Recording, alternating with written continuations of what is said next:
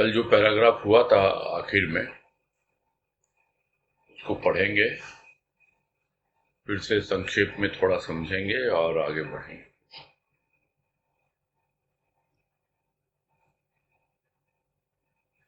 ऋषि ने कहा, तुम प्रशंसा के योग्य हो। अपने अवगुण को भी तुम अपनी विशेषता बतलाते हो। मैं तुम्हारे स्वभाव से परिचित हूं। प्रेमी भक्त का जिस दिन तुम्हें दर्शन होगा उसी दिन समझ पाओगे कि टूटना आसान, झुकना कठिन।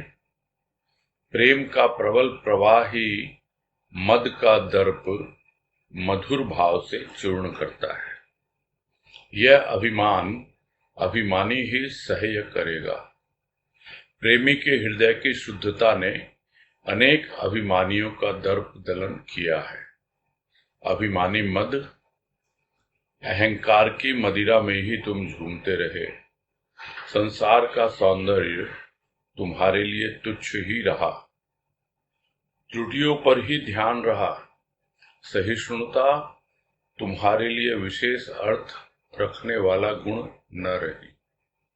मादकता जिसका जीवन है वह सरलता का उपासक कब बना। काया यंत्रणा भोगती रही, मन व्याकुल रहा, तुम्हारी कृपा ही ऐसी है। हृदय का मूल्य क्या समझे जो अभिमानी है। संयोगवश यदि किसी पर कृपा भी की तो मानो बहुत कुछ कर डाला। तुम्हारा प्रस्थान मंगलमय हो। और हमने यही भाव लिया था कि और जितने भी विकार हैं जिनकी चर्चा पहले हो चुकी है, जैसे काम, क्रोध, लोभ, मोह, उनकी तुलना में मद को समझना भी थोड़ा कठिन भी है और बिना मद के प्राणी का जीवन यापन भी थोड़ा कठिन हो जाता है।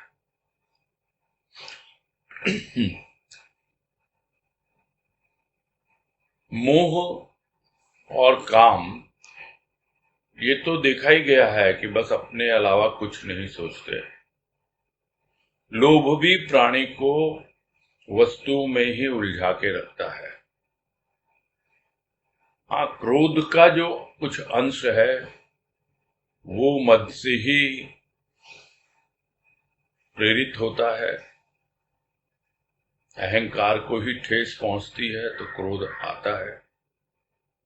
और ये सब बातें हमने खूब विस्तार से समझी हैं सदगुरु की कृपा से। और इसीलिए ऋषि कह रहा है मद के लिए कि मैं तुम्हारी प्रशंसा इसलिए कर रहा हूं कि है तो तुम में इतने अवगुण और फिर भी तुम अपने अवगुण को अपनी विशेषता बतलाते हो, अर्थात अपना गुण बतला रहे हो कि भाई मैं टूट सकता हूं लेकिन झुक नहीं सकता हूं। और भी न जाने किन किन रूपों में मद ने अपनी बड़ाई की है। यहां पर यही कह रहे हैं कि अगर किसी प्रेमी भक्त से तुम्हारा सामना हो जाए या उसके दर्शन हो जाए और ऐसा भक्त जिसका मद जो है वो किसी क्रोध के कारण या किसी और विकार के कारण चूर चूर नहीं हुआ है। बहुत बार दूसरा हम पर क्रोध करता है और यदि हमारे भीतर जरा सा भी कुछ है ही नहीं उसका सामना करने के लिए, तो जो थोड़ा बहुत अहंकार है वो अपने आप ही टूट जाता है या झुक जाता है, कुछ भी है। किंतु जिसके भीतर अहंकार बड़ा प्रबल है और दूसरा भी कोई अहंकार करता है तो बहुत कठिन है कि वो अहंकार छूटे। प्रेम की पहचान ही यही होती है कि अहंकार जो है वो अपने आप ही विगलित होना, पिघलना शुरू हो जाता है। तो यहाँ जो मधुर भाव से चूर्ण करता है, इसका तात्पर्य यही समझ में आ रहा है कि वो धीरे धीरे वो जो अहंकार है वो विगलित होने लगता है, पिघलने लगता है, और पता नहीं कहाँ का कहाँ चला जाता है। और यदि चोट भी लगती है तो वो बहुत ही मीठी चोट होती है, जिसको गुरुदेव यहाँ कह रहे हैं कि मधुर भाव से वो चोट पहुंचाता है और उस अहंकार को चूर चूर कर देता है। तो ये है प्रेम की विशेषता कि जहां प्रेम होगा वो अहंकार को अपने आप ही चूर्ण कर देगा। और स्वाभाविक है, बिना अहंकार का चूर्ण हुए पूर्ण को न तो हम समझ पाते हैं और न ही उसमें समा पाते हैं।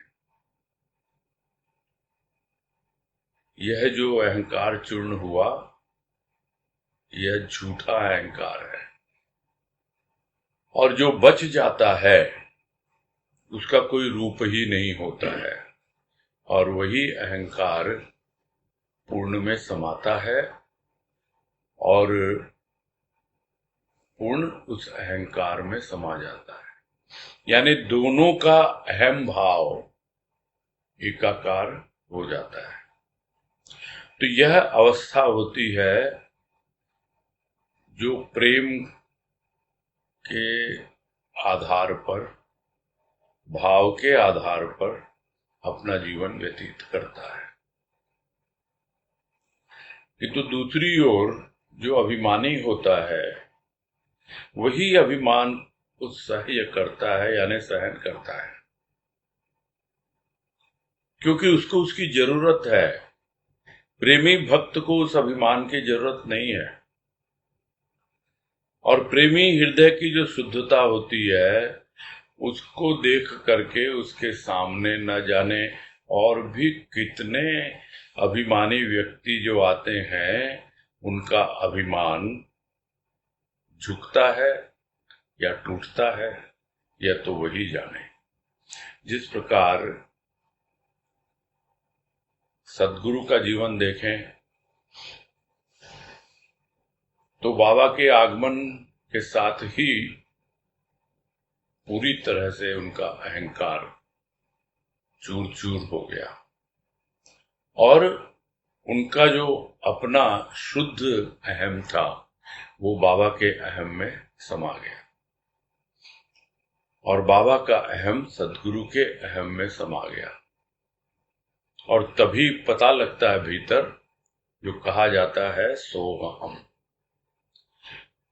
और जिन लोगों को सद्गुरु का सानिध्य मिला है, उनके प्रेम और भाव का सानिध्य मिला है, वो अपने आप ही अनुभव किया है,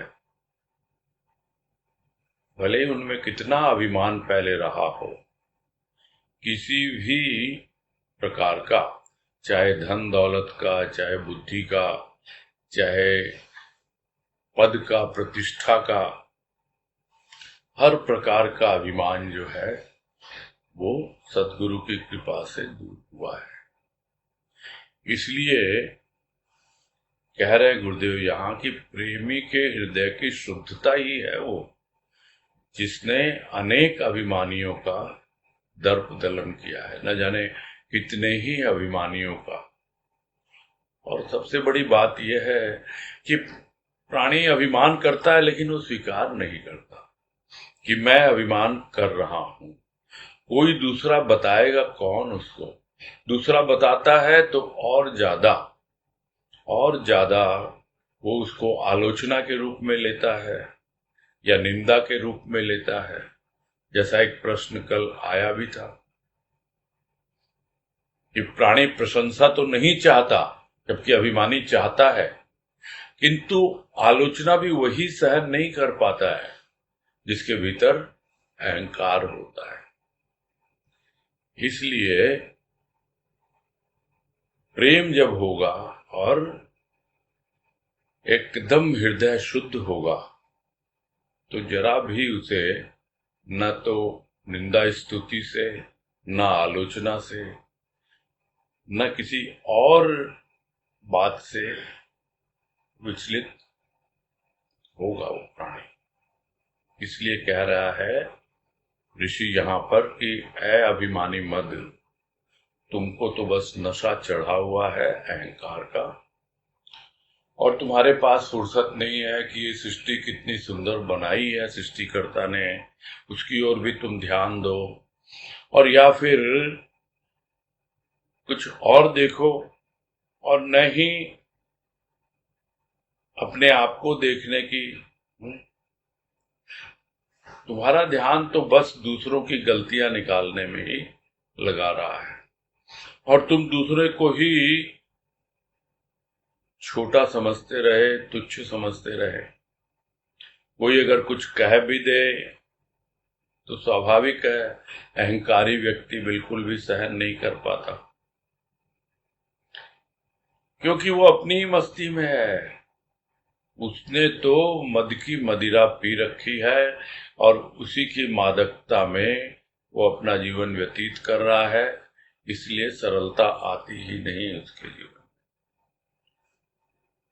भले ही शरीर कष्ट पाता रहे, भले ही मन तड़पता रहे, किंतु वो इनकी ओर ध्यान ही नहीं देता है। और फिर हृदय की बातें कि हृदय में प्रभु का प्रेम आए, मधुर भाव आए, हृदय की शुद्धता हो, सहृदयता आए, यह सब बातें कौन समझ पाता है? ऐसा प्राणी हृदय का मूल्य जानता ही नहीं है। और यदि ऐसा व्यक्ति किसी पर थोड़ा कुछ कृपा दृष्टि डाल भी दे, किसी का कुछ भला कर भी दे, तो उसको न जाने कितनी बार बताएगा मैंने तुम्हारे लिए ये किया, मैंने तुम्हारे लिए ये किया। तो इस प्रकार हम देखते हैं कि इतना स्पष्ट रूप से गुरुदेव ने हमें अहंकार के बारे में समझाया है, यानी जो अहंकार का रूप है मद के संदर्भ में, वो हम समझ पाए हैं। और इसीलिए यहाँ पर ऋषि कह रहा है कि तुम्हारा प्रस्थान मंगलमय हो। तो क्या बोलने मात्र से मद चला जाएगा? वो आगे बतला रहे हैं कि मद अब समझ पाया कि उसने व्यर्थ ही ऋषि को अपमानित करने की चेष्टा की। शब्द उसे उत्तेजित न कर पाए। मद का मद अब क्या करता? क्षमा याचना ही एकमात्र कार्य था जो मद को शांति प्रदान करता। अभिमानी भी यदा कदा अपनी दुर्बलता को समझ पाता है। मद ने कहा, क्षमा करो ऋषिवर, मैं अपने स्वभाव से विवश हूं। ऋषि मुस्कुरा रहा था, मद पर नहीं, अज्ञात शक्ति के अद्भुत प्रभाव पर। अन्यथा क्षमा याचना करे मद, यह असंभव था। ऋषि ने कहा, भाई क्षमा कैसी? धन्यवाद दो उस महिमामयी अज्ञात शक्ति को जिसके लिए कोई भी कार्य असंभव नहीं। तुमने जो कुछ कहा स्वभाववश कहा, अतः घृणा या उत्तेजना दोनों का प्रयोग अनुचित होता। मद लज्जित था अपने व्यवहार से। पुनः अभिवादन करता हुआ गंतव्य पथ की ओर अग्रसर हुआ। और ऋषि की बातें सुन करके मद को भी समझ में आ गया। प्रथम उसने बहुत प्रयास किया, जिस तरह एक अभिमानी व्यक्ति कोई उसकी बात सुनता नहीं, मानता नहीं, तो उसको अपमानित करने में यानी उसकी इंसल्ट करने में हमेशा आगे रहता है वो। लेकिन कभी न कभी तो वो भी अपनी गलती समझता है, स्वीकार करे या न करे। अपनी जो दुर्बलता है अभिमानी की कि हाँ मैं बेवजह दूसरे को अपमानित कर रहा हूं, क्यों? क्योंकि वो तो उसका स्वभाव है और ऋषि उसका स्वभाव समझ रहा है कि मद का क्या स्वभाव है। इसलिए न तो ऋषि उसके प्रति घृणा कर रहा है और न ही किसी प्रकार से उसको उत्तेजित कर रहा है। तो न घृणा और न उत्तेजना, यदि दोनों में से किसी का भी प्रयोग करता ऋषि तो वो अनुचित होता। जो मद ने कहा वो अपने स्वभाववश कहा, और ये कभी कभी मद को भी लगता है कि भाई मैं विवश हूं अपने स्वभाव से, अपनी दुर्बलता को समझता है और वो ऋषि से भी क्षमा मांग लेता है, क्योंकि उसने बहुत चेष्टा की कि ऋषि उत्तेजित हो जाए, ऋषि उससे घृणा कर ले, किंतु न तो ऋषि उत्तेजित हुआ और न ही उससे घृणा की। तो फिर अब क्या करता? मद करता तो क्या करता? उसके लिए और कोई रास्ता बचा ही नहीं था। क्षमा याचना ही एकमात्र अंतिम कार्य था जो मद को शांति प्रदान करता। यानी जो मद में है वो फिर भी यदि क्षमा याचना करे तो उसे शांति मिल सकती है। बाकी जो लोग कामी, क्रोधी, लोभी, मोही ये सब होते हैं, उनके मन में तो जो कर रहे हैं कभी उनको रियलाइज होता ही नहीं है, कभी उनके भीतर आता ही नहीं है कि हम कुछ गलत कर रहे हैं या हम विकारों से किसी न किसी प्रकार से ग्रसित हैं।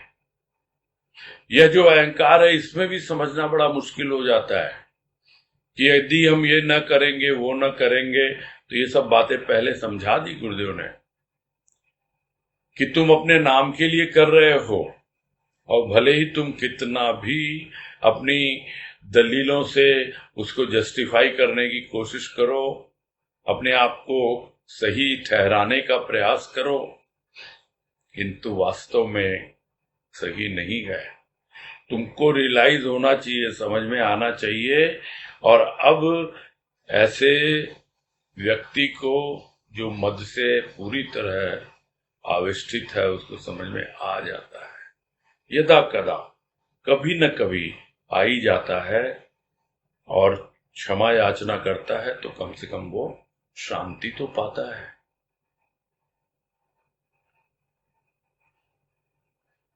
बिना क्षमा के शांति मिलना बड़ा कठिन है।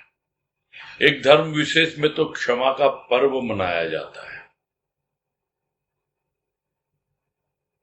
किंतु यदि हम इसको अपने रूटीन लाइफ में, डे टू डे लाइफ में भी यदि अपना लें तो हमारा जीवन बहुत ही सहज, सरल और शांतिपूर्ण हो जाए। किसी और से क्षमा मांगे या न मांगे, किसी और को क्षमा करें या न करें, अपने आप से ही क्षमा मांगे और अपने आप को ही क्षमा करें।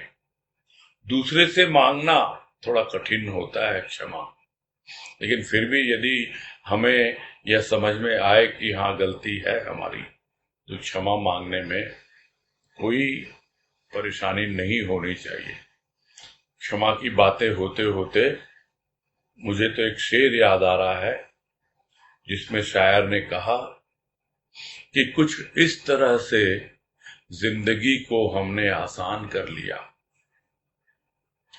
कुछ इस तरह से जिंदगी को हमने आसान कर लिया।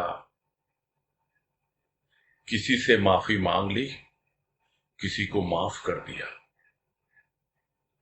बस इतना आ जाए हमको जीवन में, माफी मांगना और माफ करना, तब हमारी जो भीतर की शांति है वो शांति बहुत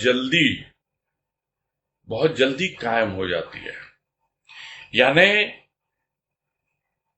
फिर से रीस्टोर्ड हो जाती है वापस। जिस तरह है किसी वायरस का अटैक होता है तो हमारी इम्यूनिटी जो है वो डामाडोल होने लगती है, किंतु यदि हमारी इम्यूनिटी स्ट्रांग है और साथ ही साथ सही वक्त पर यदि उसका इलाज कर लिया जाए तो फिर से हमारी इम्यूनिटी वापस आ जाती है। तो जो शांत प्रकृति का है, जो शांति से जीवन बिताना चाहता है, उसके लिए एक बहुत ही अच्छा सूत्र यहाँ गुरुदेव ने हमें दिया है, और वो यह है क्षमा मांग लेना और क्षमा कर देना।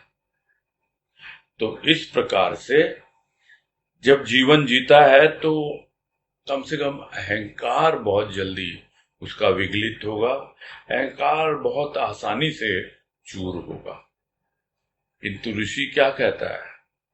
ऋषि कहता है कि भाई ये तो अज्ञात शक्ति का प्रभाव पड़ा है तुम पर, तो हर किसी के द्वारा, और वो भी एक अहंकारी के द्वारा क्षमा मांगना, ये तो वास्तव में कोई चमत्कार है। तो ये तो अद्भुत प्रभाव है अज्ञात शक्ति का। नहीं तो क्षमा याचना करे मद, यानी क्षमा के लिए कहे किसी को कि मुझे क्षमा करो, ये तो असंभव कार्य है। और ऋषि तो अकिंचन भाव से कह रहा है कि भाई तुम्हें यदि क्षमा करेगा तो वही परमात्मा ही करेगा। वो अज्ञात शक्ति ही तुम्हें क्षमा कर सकती है, मैं क्या क्षमा करूं भाई? क्षमा कैसी? अरे तुम धन्यवाद दो उस महिमामयी अज्ञात शक्ति को, उसको धन्यवाद दो कि जिस मद ने प्राणी को इतना तंग कर रखा था, इतना परेशान कर रखा था, उसको एक झटके से, एक सेकंड में बिल्कुल कहां से कहां पहुंचा दिया। उसके लिए कुछ भी कार्य असंभव नहीं है उस अज्ञात शक्ति के लिए। तो तुमने जो कुछ कहा वो तो तुम्हारा नेचर है भाई, क्या करे कोई। किंतु मैं भी यदि तुमसे घृणा और उत्तेजना करूं तो फिर उस तरह का तो गलत काम है ना। सब बातें सुनकर मद लज्जित था अपने व्यवहार से, और पुनः उसको नमस्कार करते हुए, अभिवादन करते हुए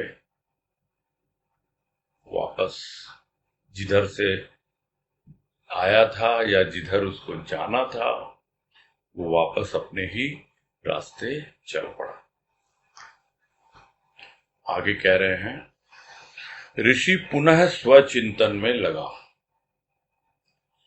मद का मद भी देखा तथा परिवर्तन भी देखा, अज्ञात शक्ति का प्रभाव भी देखा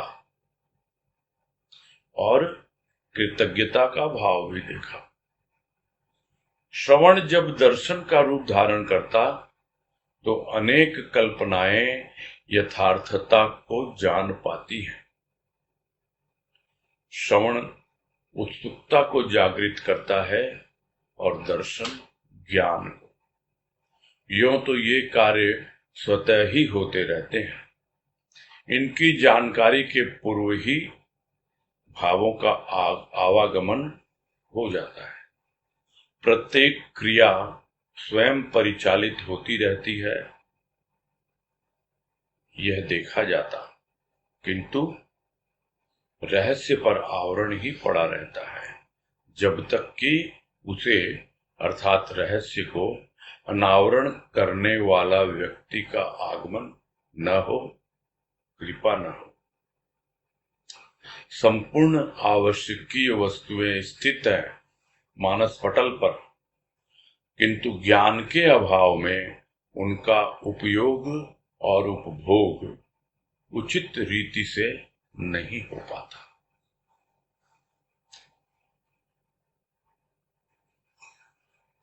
ये पैराग्राफ काफी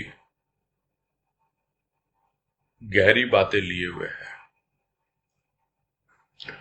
और इस पैराग्राफ में गुरुदेव ने एक ऐसे आध्यात्मिक रहस्य का उद्घाटन किया है जिसे यदि हम अच्छी तरह से समझ लें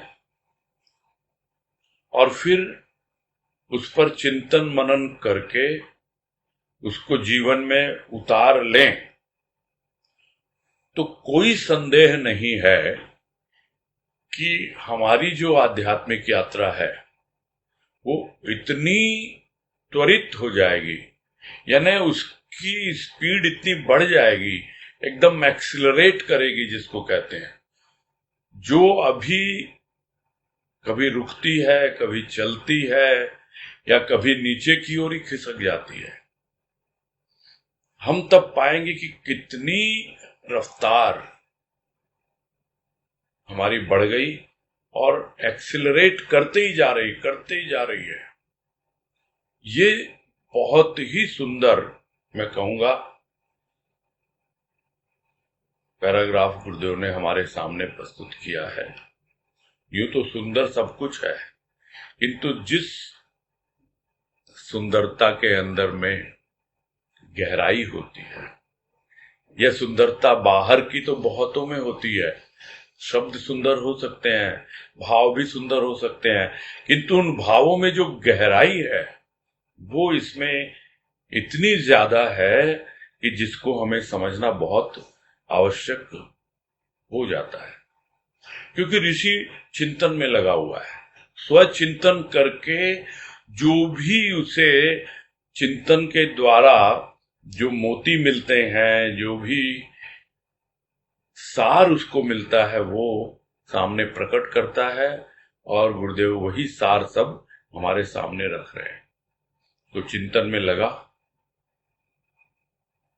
देखा, मद का मद भी देखा उसने और किस प्रकार से परिवर्तन होता हुआ भी देखा और उसकी वजह भी बता दी कि अभिमानी के सामने न तो उसकी घृणा करो और न उसको उत्तेजित करो, उससे बड़े प्यार से पेश आओ और अपनी सहन शक्ति बनाए रखो, तो अपने आप ही जो अभिमानी है वो भी क्षमा प्रार्थी बन जाता है।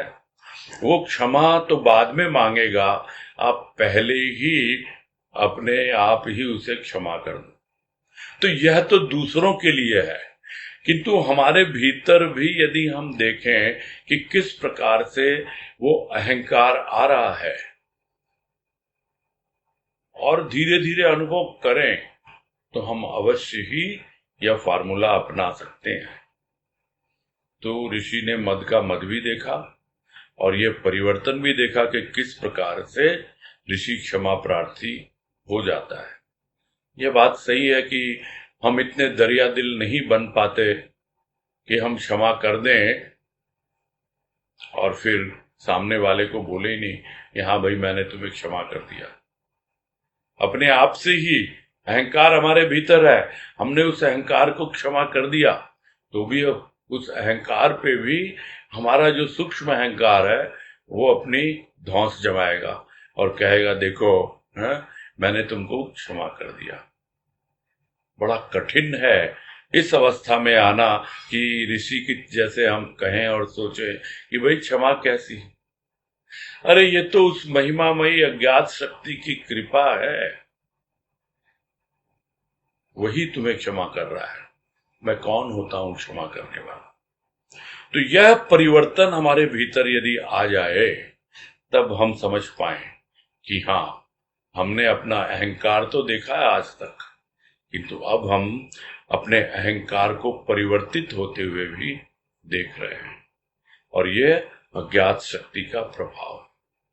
और जैसे ही अज्ञात शक्ति का प्रभाव हम देखें, या नहीं कि चुपचाप बैठ जाएं, कृतज्ञ हो जाए उसके प्रति। वो जो कृतज्ञता का भाव है वो कृतज्ञता का भाव ही हमें और अपने आप को जानने की, समझने की एक कला सिखाएगा और आगे बढ़ाएगा।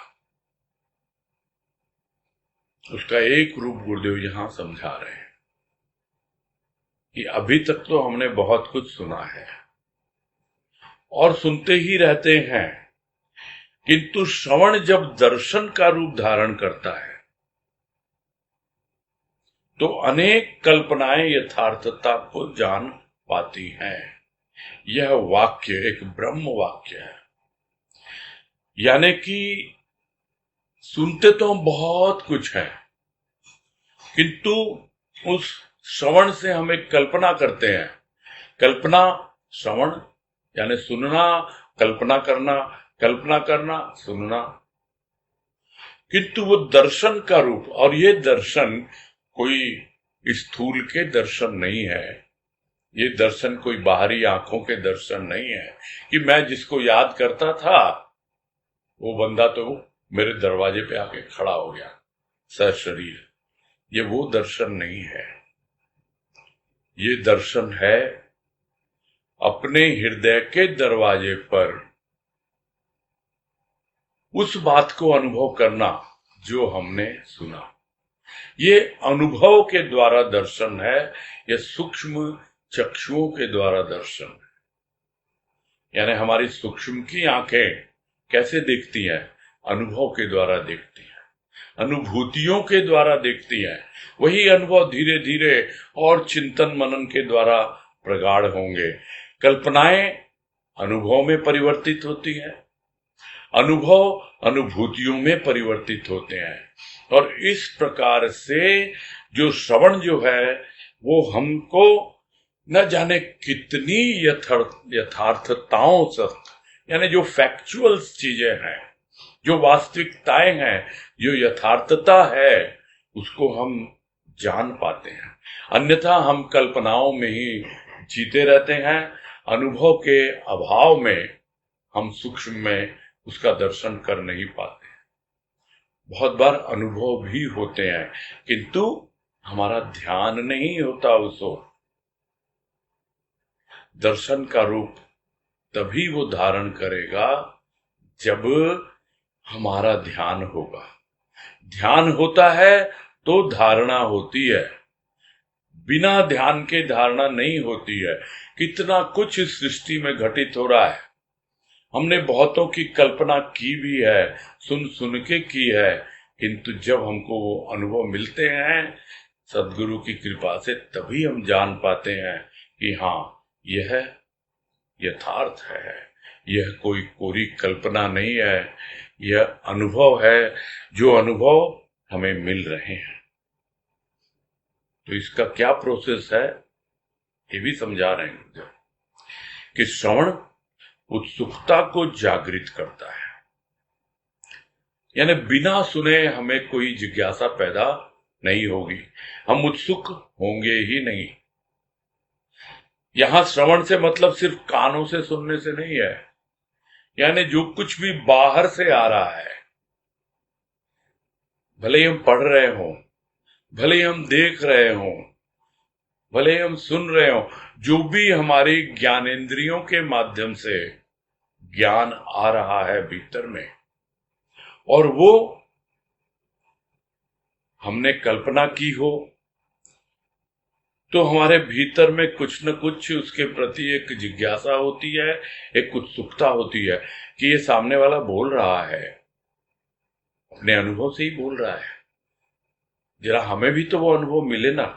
हम भी उत्सुक होते हैं, हम भी उसके प्रति जिज्ञासा रखते हैं, और इस प्रकार धीरे धीरे जब हमें भी अनुभव मिलने लगते हैं तो वो कल्पना जो है वो अनुभव में बदलती है, और धीरे धीरे वो अनुभव जो है वो ज्ञान में परिवर्तित होते हैं। तो यही इस वाक्य का तात्पर्य है कि श्रवण उत्सुकता को जागृत करता है और दर्शन ज्ञान को। बिना उत्सुकता के ज्ञान नहीं होता। जो बात थी कि बिना ध्यान के धारणा नहीं होती है, कल्पना यथार्थ नहीं होती है, सुनते हैं किंतु हमारे भीतर कोई उसके प्रति उत्सुकता ही नहीं है, कोई जिज्ञासा ही नहीं है, तो फिर हो ही नहीं सकता। हम कल्पना ही नहीं करेंगे, और जिसकी हम कल्पना ही नहीं कर सकते हैं वो अगर आ भी जाए तो भी हम समझ नहीं पाएंगे। हमने यदि भगवान की कल्पना ही नहीं की और भगवान आ भी जाए तो हम पहचान ही नहीं पाते हैं। कल्पना में यदि हम बंधे रहे, यानी यही कि राम जी ऐसे हों, हम उसी की कल्पना करके बैठे रहे, और यदि राम जी किसी और वेश में आ गए तो भी हम नहीं पहचान पाएंगे। जिज्ञासा होनी चाहिए कि राम तो सब में है, न जाने किन किन रूपों में है, न जाने किस रूप में वो आ जाए मेरे सामने और मुझे अनुभव दे जाए। तो उस अनुभव के ऊपर में हमें ज्यादा ध्यान देना है, और वही उत्सुकता जब हमें अनुभव में मिलती है तब धीरे धीरे हमारा उस भाव के प्रति, उस विचार के प्रति, वो जो कुछ भी हमने सुना है उसका जो प्रभाव हुआ उसके प्रति हमारा ज्ञान जो है वो सुदृढ़ होता चला जाता है। गुरुदेव कह रहे हैं कि यूं तो ये कार्य स्वतः ही होते रहते हैं अपने आप, ये बिल्कुल नॉर्मल है, उसके लिए कोई अलग प्रयास करने की आवश्यकता नहीं है, कोई जरूरत है ही नहीं। एक बार यदि आपको ये सिस्टम में आ जाए तो अपने आप ही ये कार्य होने लगते हैं, स्वतः होने लगते हैं। लेकिन जब तक आपको इसकी जानकारी नहीं है तब तक आप समझ नहीं पाते हैं। जानकारी के पूर्व ही भावों का आवागमन हो जाता है, यानी जब तक हमारे भीतर भावों का आवागमन न हो, यानी भाव आए ना और जाए ना। अब मुश्किल क्या है कि सुंदर सुंदर भाव आए, अच्छे लगे हमें, किंतु पता नहीं कहां चले गए, फिर उसका गमन हो गया। आवागमन माने आना जाना, आए भी और चले भी गए, हम समझ ही नहीं पाए। किंतु यदि आए, भाव आए और जो गए वो अभाव गए, यदि यह हमारी थोड़ी सी जागरूकता रहे कि भाव आए और अभाव गए, यानी भावों का आवागमन तो हुआ किंतु भाव और अभाव के रूप में हुआ, तो इस तरह से हमको पहले ही थोड़ा थोड़ा समझ में आने लगता है कि ये जो जानकारी अभी मिल रही है हमको कि किस प्रकार से श्रवण जो है दर्शन का रूप धारण करते हैं, किस प्रकार से हमारे भीतर उसके प्रति उत्सुकता आती है, जिज्ञासा आती है, और किस प्रकार हमें वो अनुभव मिलते हैं और वो अनुभव हमारे ज्ञान को बढ़ाते हैं। इन सबके पहले आवश्यक है कि हमारे जो भावों का आवागमन है वो शुरू हो जाए। तो इनकी जानकारी के पूर्व ही भावों का आवागमन हो जाता है, यानी ये फैक्चुअल है, हो जाता है। यदि अभी भावों का आवागमन नहीं हो रहा है तो फिर ये सब चीजें धरी रह जाती हैं कि वैसी की वैसी ही पड़ी रहती है, और फिर प्रत्येक क्रिया स्वयं परिचालित होती रहती है। यह देखा जाता है, अपने आप ही हो रहा है सब कुछ, किंतु रहस्य पर आवरण ही पड़ा रहता है।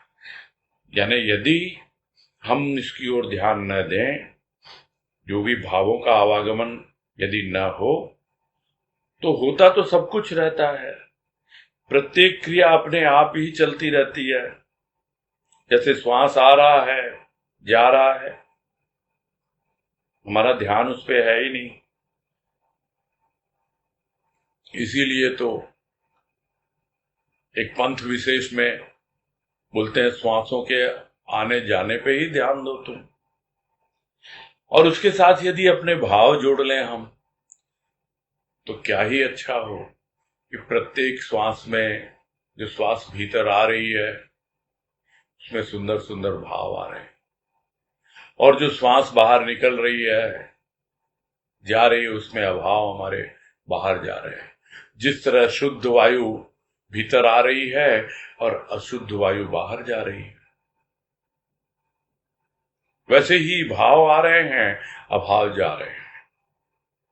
तो यह तो अपने आप ही परिचालित हो रहे हैं, हो ही रहा है, किंतु रहस्य पर आवरण पड़ा ही रहता है जब तक कि उसे, यानी उस रहस्य को अनावरण करने वाले व्यक्ति का आगमन न हो। यानी उस रहस्य को, उसके ऊपर से जो आवरण है यानी पर्दा है, वो हटाने वाला यदि न आए, और वो कोई बाहर से नहीं आता है, वो हमारे भीतर ही है, तो भक्ति में सबसे पहले तो हमें अपने इष्ट को हृदय में विराजित करना पड़ता है। तब वो हृदय से चल करके एक एक आवरण हमारे हटाता है, और तब हमको मालूम पड़ता है कि उस व्यक्ति का आगमन, ये सब बाहर के खेल नहीं है, ये हमारे जीवन में आ गया कोई और वो सब कर देगा, नहीं। हमारे भीतर वो भाव आने चाहिए, भावों का आवागमन होना चाहिए, और जो भीतर आके बैठ गया, हमारे हृदय में बैठ गया है, अब वो रहस्य धीरे धीरे हमारे सामने प्रकट करेगा और करता है। यही गुरुदेव कह रहे हैं कि उसका आगमन जब तक नहीं होता है भीतर में, तब तक रहस्य पे पर्दा पड़ा ही रहता है, और सिर्फ आने मात्र से नहीं होता है। फिर कह रहे हैं कृपा न हो, यानी कृपा होना भी बहुत आवश्यक है।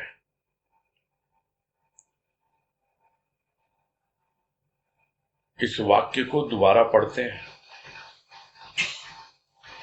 प्रत्येक क्रिया स्वयं परिचालित होती रहती है, यह देखा जाता, किंतु रहस्य पर आवरण ही पड़ा रहता है जब तक कि उसे, अर्थात रहस्य को अनावरण करने वाले व्यक्ति का आगमन न हो, कृपा न हो। तब तो स्पष्ट हो गया होगा, पढ़ते हुए ऐसा मुझे लग रहा है कि सब कुछ स्पष्ट है। उसको और अच्छे से आगे बता रहे गुरुदेव कि संपूर्ण आवश्यकीय वस्तुएं स्थित है मानस पटल पर। अब इसको क्लियर कर दिया ना, मानस पटल पर, ये कोई बाहर की चीजें नहीं है, भीतर की चीजें हैं। जो कुछ भी हमें आवश्यक है, हमारे मानस पटल यानी अंतःकरण में सब कुछ उपस्थित है, किंतु ये किंतु लग गया। अब वो किंतु क्या है? ज्ञान के अभाव में उनका उपयोग और उपभोग उचित रीति से नहीं हो पाता। पता नहीं है किस तरह मन को काम में लिया जाए, किस तरह बुद्धि को, किस तरह चित्त और अहंकार को। सब कुछ उपस्थित है, उसमें अलग अलग भाव भी उपस्थित हैं, भावों का आवागमन होना शुरू हो चुका है, किंतु बस हम श्रवण करते हैं, कल्पना में ही डोलते रहते हैं। थोड़े बहुत अनुभव मिलते भी हैं, उसकी ओर ध्यान नहीं जाता है। ध्यान नहीं जाता इसलिए धारणा नहीं होती है।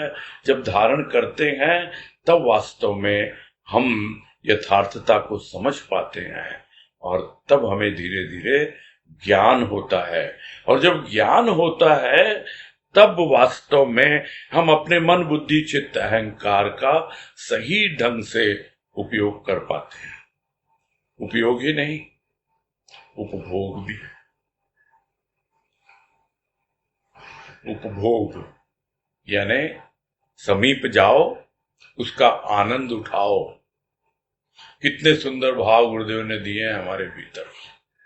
आनंद उठाओ, और फिर जिस तरह भोजन करके तृप्त होते हैं, वैसे ही भजन करके तृप्त होते हैं, उसका आनंद उठाते हैं हम। किंतु हम उसके प्रति लिप्त नहीं होते हैं। जिस तरह कोई भोजन के स्वाद में इतना लिप्त हो गया, तब वो भोग कहलाएगा, उपभोग नहीं कहलाएगा। उसका आनंद उठाया, उपभोग किया उसका। उसी तरह है, जो कुछ हमें समझ में आया उसका हमने जीवन में उपयोग किया, उन भावों का, उन विचारों का उपयोग किया, यानी काम में लिया। तो उपभोग और उपयोग ये उचित रीति से करना तभी सीखता है प्राणी जब धीरे धीरे उसे ज्ञान होने लगता है। ये भैया नहीं कह रहे हैं, ये गुरुदेव कह रहे हैं। नहीं तो लोग यही कहते हैं, भैया हमेशा खाली ज्ञान की ही बातें करते हैं। यहाँ तो गुरुदेव कह रहे हैं और कृपा है उनकी कि यह सब बातें उन्होंने लिखी हैं और किसी के माध्यम से किसी को निमित्त बनाकर कह रहे हैं। ये बहुत बड़ी उनकी कृपा है हम सब पर। तो आज यही पूरा करते हैं, ठीक है।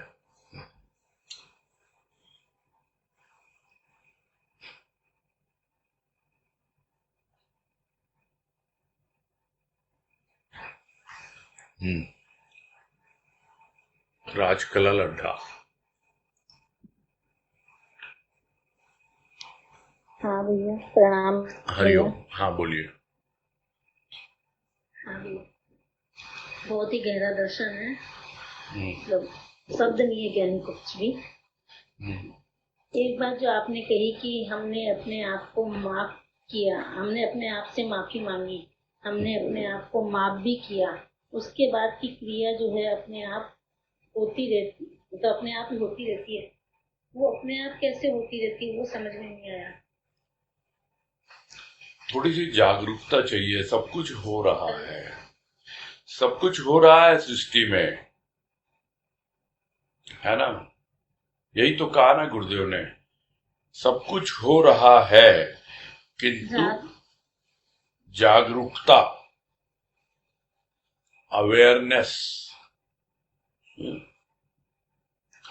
जिसको कहते हैं ना कि भावों का आवागमन तो होता रहता है किंतु हमें उसकी जानकारी नहीं होती है। इसमें कहा ना कि इनकी जानकारी के पूर्व भी भावों का आवागमन हो जाता है। तो भावों का आवागमन तो होता रहता है किंतु हमको जानकारी नहीं होती है, क्योंकि हमारी जागरूकता नहीं होती है। हमने माफ किया अपने आप को, बहुत बड़ी बात है। फिर धीरे धीरे जो भी चीजें होती, नहीं तो क्या है, होता क्या है, रोज रोज हम एक अपने आप से खुद से ही वादा करते हैं कि हम ये करेंगे। एक तरह से हम संकल्प लेते हैं और अभी इतना हमारा मानसिक बल है नहीं कि वो हम उस संकल्प को पूरा कर पाए, और फिर हम उसमें फेल हो जाते हैं। और जब फेल हो जाते हैं तो ग्लानि से भर जाते हैं। क्या करें, यहाँ पर ही अपने आप को माफ कर देना है, ताकि हम उस ग्लानि से, पश्चाताप से छुटकारा पा सकें। जब हम माफ करते हैं अपने आप को, तब हम वास्तव में उसका प्रायश्चित करते हैं। नहीं तो पश्चाताप की आग में हम जलते रहते हैं कि मैंने तो ये सोचा था, मेरे को तो ये करना था, मेरे तो भीतर ऐसा था, वैसा था, मैं तो कुछ भी नहीं कर पाया। छोड़ो, हो गया। अब अपने आप को माफ करके फिर से देखो, फिर से आगे बढ़ो। कितना कुछ दे रहे हैं गुरुदेव, कितना कुछ हमारे भीतर आ रहा है और आता रहता है। उसके लिए थोड़ी सी जागरूकता चाहिए बस। ठीक है। हाँ, नेक्स्ट अजय बंसल।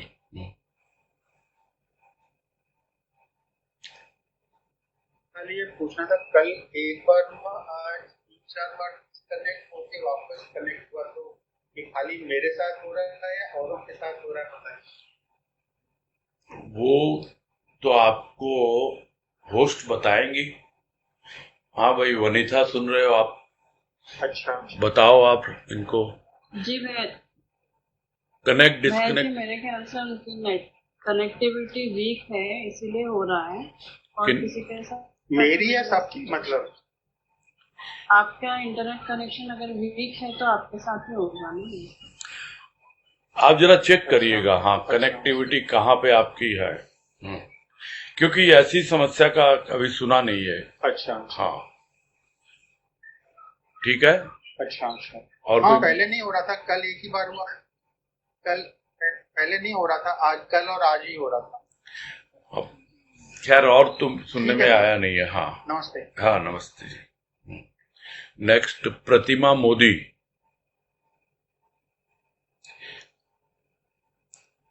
हरिओम भैया। हरिओम। हरिओम भैया। हाँ परिचय देंगे भैया अपना। जी, मैं जोरहाट से हूँ। अच्छा बोलिए। भैया जी, इसमें आपने जो लाइन मतलब आपने क्लियरली समझाई थी, लेकिन मैं थोड़ा सा मतलब मैं वापस समझना चाहती हूँ ये वाला। क्या? श्रवण उत्सुकता को जागृत करता है और दर्शन ज्ञान को, ये वाला पार्ट मेरे को थोड़ा सा और रिपीटेशन थोड़ा सा और सुनना। दर्शन का मतलब क्या होता है? दर्शन जो स्थूल का नहीं है, ये बात तो हुई ना। हम्म?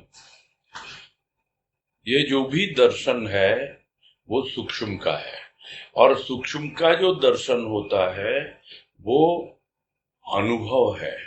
जो भी अनुभव हमको मिलते हैं श्रवण के द्वारा, सिर्फ श्रवण ही नहीं, उस पे जब हम चिंतन मनन करते हैं तब जाकर के वो दर्शन का रूप धारण करता है, यानी हमें अनुभव मिलते हैं।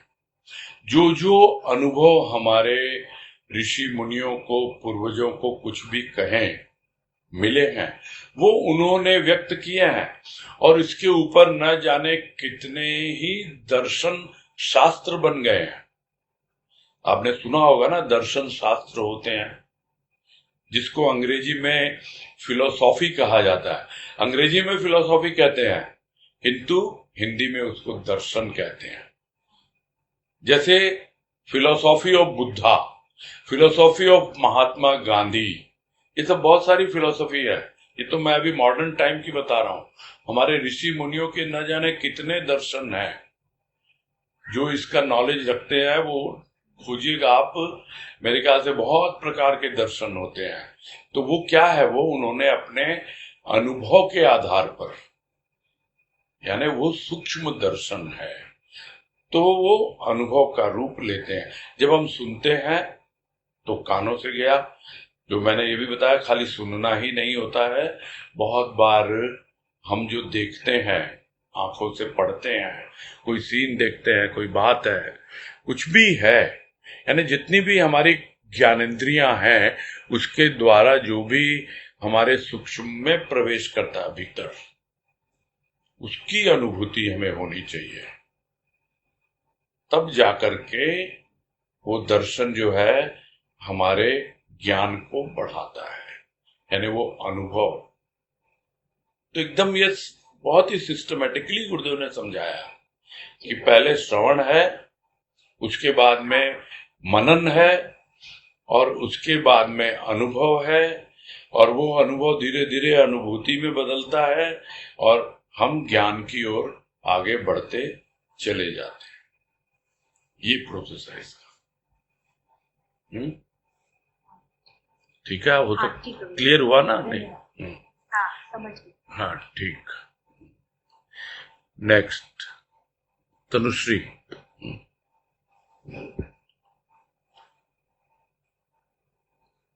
प्रणाम भैया। हाँ बोलिए। ये जो बोला कि जागरूकता, तो ये जागरूकता या अवेयरनेस जो है, इसका दृष्टा या चेतना से कोई रिलेशन है? अवेयरनेस जब हम बोलते हैं कि हमको अवेयरनेस है, तो मतलब हमारा दृष्टा उस टाइम जागा हुआ है या हमारी चेतना है उस टाइम? ध्यान इंटरप्रेट करें अवेयरनेस? वो अवेयरनेस है जो वो ध्यान देने वाली बात है। जो गुरुदेव कह रहे हैं ना कि ये कार्य तो स्वतः ही होते रहते हैं, किंतु हमारा ध्यान नहीं होता है। ध्यान देने की जरूरत है। सब कुछ अपने आप हो रहा है, सब कुछ। हम ध्यान नहीं देते हैं।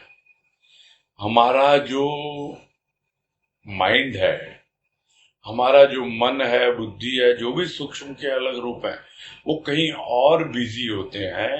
इसलिए जो कुछ भी करने वाला हमारे लिए कर रहा होता है, उसकी ओर हमारा ध्यान नहीं होता है। जिसका ध्यान जाता है वो बिल्कुल उसके प्रति कृतज्ञ हो जाता है और कृतज्ञ होके उसके अहोभाव से भर जाता है। अब अगर मद यदि कृतज्ञ हो रहा है ऋषि के प्रति, और ऋषि कह रहा है कि ये कृतज्ञता का अधिकारी मैं नहीं हूं, ये तो उस अज्ञात शक्ति की कृपा है, तो उस अज्ञात शक्ति की कृपा तो सब पर हो रही है। ध्यान चाहिए थोड़ा सा। हाँ, यह ठीक है जो बाद में गुरुदेव ने कहा कि संपूर्ण आवश्यकीय वस्तुएं रहती हैं अपने मानस पटल पर, किंतु हमें उसका ज्ञान नहीं होता है।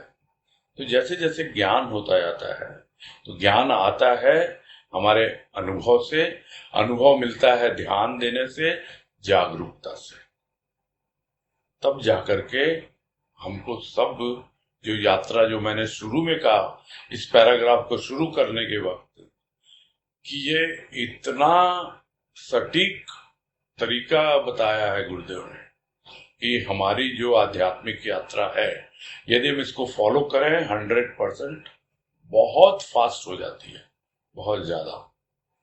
और उनकी कृपा से कह पा रहा हूं कि ये मेरा अपना अनुभव है। सबके जीवन में आए हैं गुरुदेव, अब हम उनका किस तरह से, उनके भावों का, उनके विचारों का, उनकी फिलॉसफी का, उनके दर्शन का अपने जीवन में उपयोग करते हैं, किस प्रकार से हम उसका उपभोग करते हैं, इसी पर निर्भर करता है। क्योंकि ज्ञान के अभाव में हम कर नहीं पाते उसका उपयोग और उपभोग। ये है मेन पॉइंट। अच्छा, ठीक है। ये मेन चीज ये है कि हमें भीतर में जो चेंजेस आ रहे हैं उन पे ध्यान देना है, जो भीतर में हम पे वो कृपा कर रहा है। हाँ जी, और उसके प्रति कृतज्ञ होना है।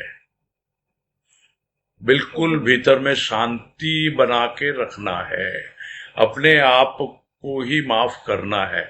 बहुत सारी बातें आज ऐसी आई है ना, यदि हम उसको अपना लें जीवन में, मतलब पूरी तरह से एकदम, तब डेफिनेटली चेंजेस आते हैं, कोई डाउट नहीं है।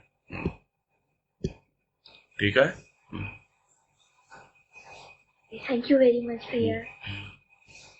नेक्स्ट अनीता तुलसियान। हाँ बोलिए। भैया ये जो बात आई इसी पैराग्राफ में जो बहुत ज्यादा ही गहन है कि प्रत्येक क्रिया स्वयं परिचालित होती रहती है, देखा जाता है, किंतु रहस्य पर आवरण ही पड़ा रहता है जब तक कि उसे यानी रहस्य को अनावरण करने वाला व्यक्ति का आगमन न हो, बात तो ये समझ में आ रही है कि प्रत्येक क्रिया होती है इसमें, जैसे कहा ना कि श्रवण भी होता रहता है, उसके हिसाब से अनुभव भी, कल्पना भी होती है, दर्शन भी होता है, श्रवण भी होता है, सब कुछ तो हो रहा है। लेकिन फिर भी जो जैसे हम लोग चर्चा में सुनते हैं कि कभी तो होता है कि हमको जो अनुभव होता है वो हम मतलब हमने सुना जाना उसके पहले हो जाता है, कभी होता है कि हमने सुना है उसके बाद में अनुभव होता है। लेकिन यहाँ पे जो बोल रहा है, बात आ रही है कि रहस्य पर आवरण ही पड़ा रहता है। तो रहस्य यानी हम जो समझते हैं कि जो लास्ट अंतिम एक अनुभव हम चाहते हैं, वो जो रहस्य हमारे भीतर है, हमारे ही भीतर है, लेकिन हम उसको जान नहीं पा रहे। तो उसके लिए कोई और, जैसे हम गुरु का आगमन होता है तो वो उसमें कृपा करता है, तब जाकर के वो रहस्य अनावृत होता है। नहीं, ये एक झटका नहीं है। क्या रहस्य है ये देखिए, यहाँ पहली लाइन आप समझो, जो आपने लाइन पूरा जो पढ़ा है ना, जो लंबा है ये वाक्य, उसकी जो पहली लाइन है कि प्रत्येक क्रिया स्वयं परिचालित होती रहती है, यह देखा जाता है, हो रही है। रहस्य पर आवरण पड़ा रहता है, अनावृत करने वाले व्यक्ति का आगमन न हो।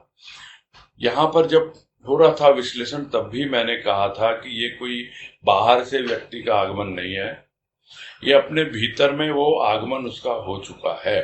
यदि हमने अपने हृदय को मंदिर बनाया है और उसमें उसकी प्रतिष्ठा की है हमने मन मंदिर में, और उसके भाव और उसका प्रेम, उसका आगमन हमारे भीतर हो रहा है रेगुलरली, तो अपने आप ही धीरे धीरे हमारे जितने पर्दे हैं वो हटते चले जाते हैं और हम अनुभव कर पाते हैं कि हाँ भाई सब कुछ है।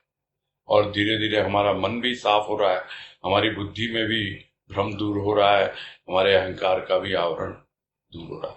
यहाँ अनावरण का मतलब it is not a one time affair कि एक बार अनावरण हो गया तो हो गया। ये एक कंटिन्यूअस प्रोसेस है जो यहाँ गुरुदेव बतला रहे हैं, क्योंकि ये पूरा सिस्टमैटिकली गुरुदेव ने बताया है कि श्रवण के बाद दर्शन यानी वो अनुभव, और उसका पूरा और अच्छे से। इसीलिए मैंने शुरू में कहा कि ये जो एक पैराग्राफ है ये बहुत डीप है। इसको आप एक जैसे सोच रहे हो कि एक बार में सब कुछ हल हो जाएगा, ऐसा नहीं है। न जाने कितने जन्म लग जाते हैं, हाँ, न जाने कितने जन्म लग जाते हैं लोगों को इस अवस्था तक पहुंचने में, है ना।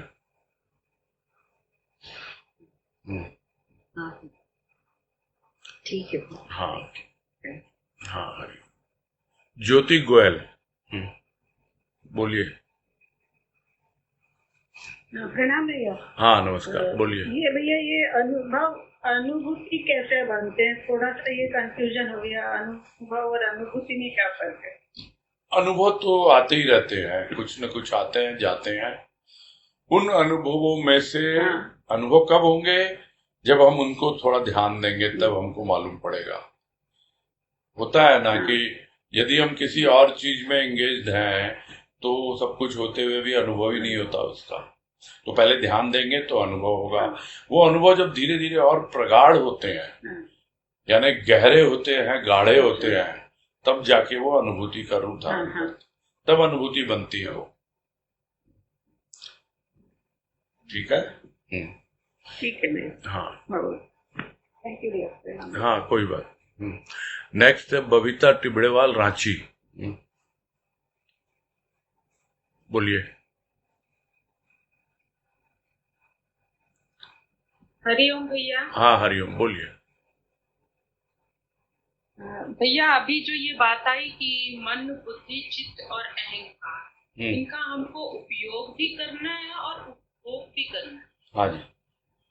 तो ये अहंकार का उपयोग और उपभोग कैसे करें, ये बात समझ में नहीं आई। अभी जिस अहंकार की बात हो रही थी अब तक, वो तो पूरी तरह से विकृत है।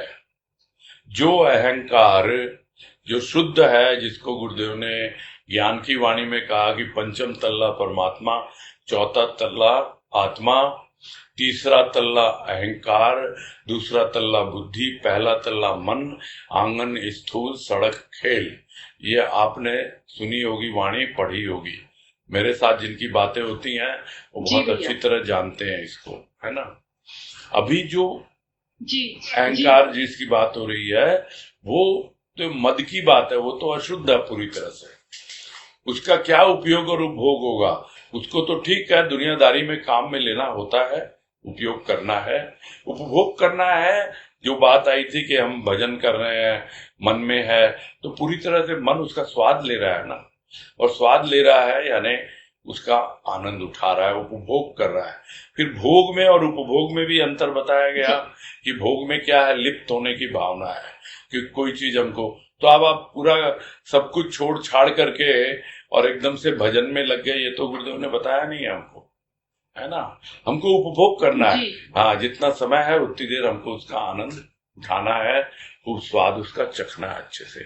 तो इस प्रकार से अलग अलग जो धरातल हैं हमारे मन, बुद्धि, चित्त, अहंकार के, उनको शुद्ध रूप में हम जब पहुंचते हैं ना, तब जो उसकी शुद्धता है उसका हमको उपयोग और उपभोग करना है। अशुद्ध जो है उसको तो कर ही रहे हैं। हम क्या काम ले रहे हैं? बुद्धि को काम में नहीं ले रही है दुनिया, ले रही है ना, दुनियादारी में काम में ले रही है, पैसा कमाने में और सब कुछ चीजों में। आध्यात्मिकता में हम कहाँ बुद्धि का काम लेते हैं? लेते हैं क्या? मन को कितना काम में लेते हैं आध्यात्मिकता में, उसी तरह अहंकार को कितना लेते हैं। ये जो अहंकार की बात हो रही है ये शुद्ध है, ये अपना अहम है। ठीक है, जी ठीक है भैया। हाँ, हरिओम। हरिओम हरिओम। चलो फिर पूरा किया जाए। है